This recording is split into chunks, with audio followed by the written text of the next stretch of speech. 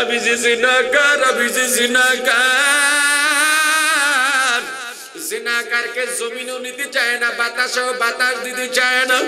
আসমান বলে আল্লাহ জিনাকারকে সহ্য করতে পারি না।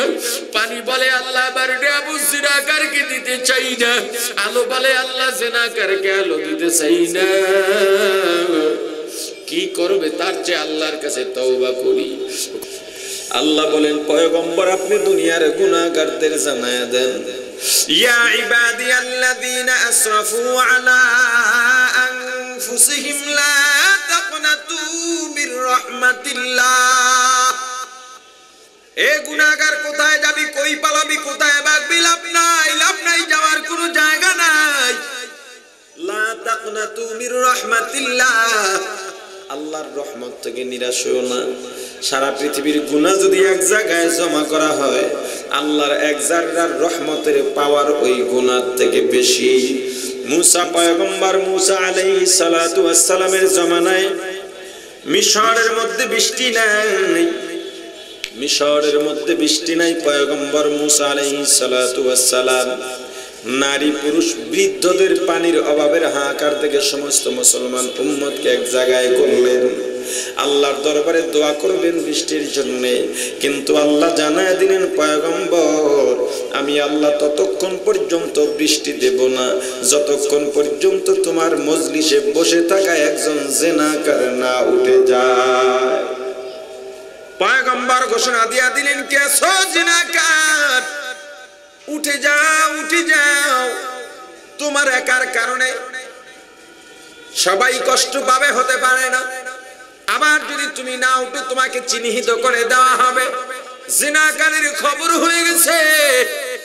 দুনিয়ার মানুষ কত সম্মান করত, কত ভালোবাসতো। আমাকে দেখলে চেয়ার ছেড়ে দাঁড়িয়ে যাই, তোমাকে বসতে দিত। চোখে চোখ তুলে মানুষ কথা বলে না। এলাকার শ্রেষ্ঠ সন্তান হিসেবে কতবার ফুলের মালা গলায় পরলাম, কিন্তু মানুষ জানে না আমি কত বড় অপদার্থ। দরজার আড়ালে কত অন্যায় করি, রাতের আধারে আমি কত অন্যায় করে বেড়াই, গুনাহ করে বেড়াই। এখন যদি এখান থেকে উঠে যাই, যারা সম্মান করত তারা আমাকে থুতু নিক্ষেপ করবে। তবুও যদি আবার যদি না উঠি পয়গম্বর চিহ্নিত করে দিবেন। বুঝলাম উপায় নাই।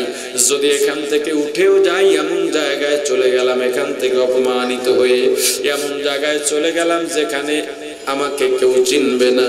কিন্তু সেটাও তো আল্লাহর জমিন। আল্লাহ যদি জানে জিনাকারে গুনাহগার, আমি আল্লাহর জমিনেও থাকতে পারবি না। আমি আল্লাহর জমিন ছেড়ে অন্য কোথাও চলে যাব। আমি যে জিনাকার, আমি যে জিনাকার। জিনাকারকে জমিনও নিতে চায় না, বাতাসও বাতাস দিতে চায় না। আসমান বলে আল্লাহ জিনাকারকে সহ্য করতে পারি না। পানি বলে আল্লাহ বারডে আবু জিনাকারকে দিতে চাই না। আলো বলে আল্লাহ জিনাকারকে আলো দিতে চাই না। কি করবে? তার চেয়ে আল্লাহর কাছে তওবা করি। ক্ষমা করার মালিক আল্লাহ। চোখের পানি ছেড়েও কাঁদতে পারেন না, কারণ তাহলে আশপাশের মানুষ সন্দেহ করে বসবে। অন্তরটা দুঃখে ফেটে যায়।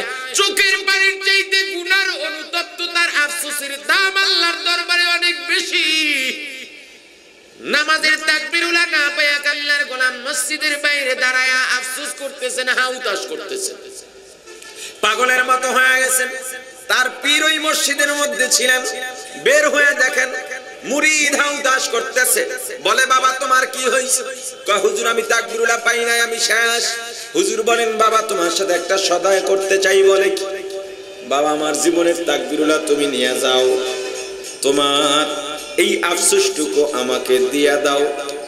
বলে হুজুর কেন?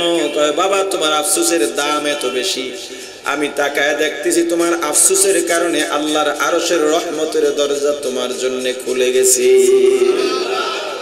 ও মুসলমান ইমানদার,